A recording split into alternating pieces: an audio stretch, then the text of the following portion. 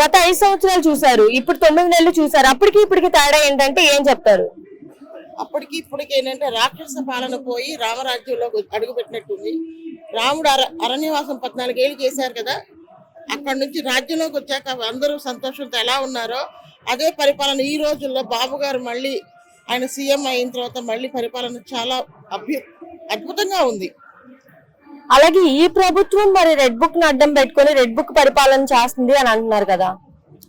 Red book పరిపాలన అంటే ఇది ఏమి దొరకక కాజ్ ఏం లేదు, రీజన్ చెప్పడానికి లేదు. రెడ్ బుక్ రీజన్ ఎందుకు అవుతుందండి? వీళ్ళేం అన్యాయాలు చేయలేదా? వీళ్ళు ఎన్ని అన్యాయాలు చేశారు, ఎన్ని అక్రమాలు చేశారు. రెడ్ బుక్ ఏముంది? ఆయన ఒక పేరు పెట్టారు రెడ్ బుక్ అని, దానికి తప్పు చేసినోడు భయపడతాడు కానీ తప్పు చేయనోడు భయపడదు కదా. వాళ్ళ గతంలో ఎన్ని మాటలు మాట్లాడారు అసెంబ్లీలో.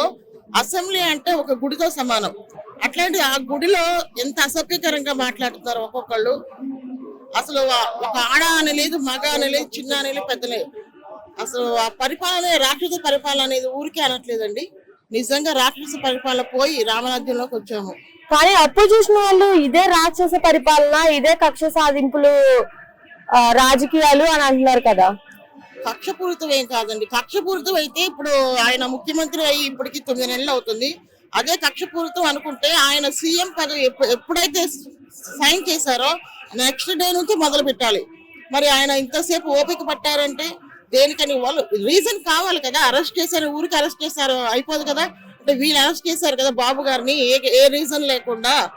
అలాగే అనుకుంటున్నారు. వీళ్ళు ఎన్ని చేశారో ప్రజలు అందరూ చూస్తూనే ఉన్నారు. ఇంకా కక్షపూరితమైన ఎలా అంటారు?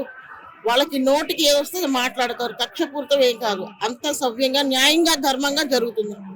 జగన్ ఉంటే పథకాలు వచ్చాయి, బాబు వచ్చాడు పథకాలు రావు అని అంటున్నారు కదా.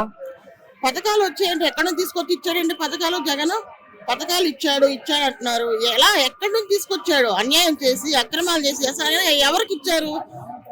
ముగ్గురు ఇంట్లో ఎంతమంది ఉంటే అంతమంది చదివిస్తానన్నారు. మరి ఒకరికే ఇచ్చేవాడు కదా.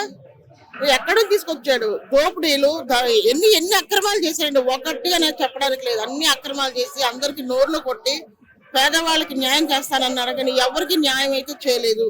బాబు గారికి జగన్ కి తేడా ఏంటి పరిపాలనలో చూసుకుంటే? బాబు గారు ఎక్కండి, ఎవరు శిఖరంలో ఉన్నారు ఆయన. ఈయన ఎక్కడ ఉన్నాడు? అసలు ఆయనకి ఈయనకి నక్కకి నాగలోకానికి ఉన్నంత పోలిక ఉంది. బాబు గారితో పోల్చుకున్నంత అర్హత జగన్ కి లేదు. ఈ ప్రభుత్వంలో అభివృద్ధి పరంగా చూసుకుంటే ఎలా ఉండబోతుంది అనుకుంటున్నారు? అభివృద్ధి బ్రహ్మాండంగా ఉంటుందండి. బాబు గారు అంతకుముందు గతంలో ఎన్నిసార్లు చేశారు. ఆయన హైటెక్ సిటీని ఎలాగ డెవలప్ చేశారు, ఒకప్పుడు ఉమ్మడి రాష్ట్రంలో ఉన్నప్పుడు అంత డెవలప్ చేశారు. ఇప్పుడు బాబు గారు వచ్చారు అంటే మాకు చాలా భరోసా అనమాట. ఆయన సీఎం అనగానే ఆయనకు ఒక బ్రాండ్ అండి. ఆయన గురించి ఏం డోకా లేదు.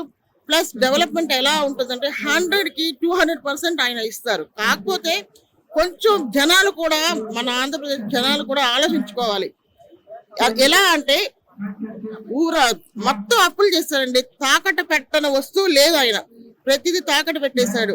ఇప్పుడు అవన్నీ అప్పులన్నీ తీర్చుకోవాలంటే మన జనాలు కూడా కొద్దిగా టైం ఇచ్చి 5 years లో నిదానంగా చేసుకుంటూ వస్తారు. ఆయన ఇచ్చిన హామీలు ఒక్కొక్కటి నెరవేర్చుకుంటూ వస్తారు. అది కొంచెం బాధ్యతగా జనాలు తెలుసుకొని కొంచెం ఆయన ఫ్రీ ఇచ్చేస్తారు అనుకోండి, అన్ని చేసుకుంటూ వస్తారు. ఇప్పుడు కొంతమంది అరెస్టులతో కూటమి కక్ష రాజకీయాలు చేస్తుంది అని అంటున్నారు. అవన్నీ ఉత్తి మాటలండి, నోటుకొచ్చిన మాటలు, గాలి మాటలు. అవన్నీ అవేమి అట్లాంటి మాటలు మాట్లాడడం అంటే జగన్ వాళ్ళకి, వైసీపీ ప్రభుత్వానికి తప్ప ఇంకా వేరే వాళ్ళు ఎవరో మాట్లాడరు. అందరు జనాలు వైసీపీ వాళ్ళే ఇటువైపు వచ్చి ఇప్పుడు హ్యాపీగా ఉన్నారు, రిలాక్స్ గా ఉన్నారు. అంటే ఈ ప్రభుత్వం ఎంత బాగుంటుంది అనేది వేరేగా ప్రత్యేకంగా చెప్పక్కర్లేదు. ఒక మాటలో ఏం చెప్తారు చంద్రబాబు నాయుడు గారి గురించి? ఏం చెప్పాలంటే హీఈస్ ఎ లెజెండ్. ఆయన గురించి చెప్పేంత అర్హత ఎవ్వరికీ లేదు. బాబు గారు సూపర్ అంటే సూపర్. అసలు మన ఈ వరల్డ్ లోనే ఆంధ్రప్రదేశ్ లో ముఖ్యమంత్రి అంటే ఆయన. ప్రతి ఒక్కరికి తెలిసేట్టు చేస్తుంది చంద్రబాబు గారు. ఆయన గురించి చెప్పాలంటే ఇంకేం లేదు. జై చంద్రబాబు, జై తెలుగుదేశం.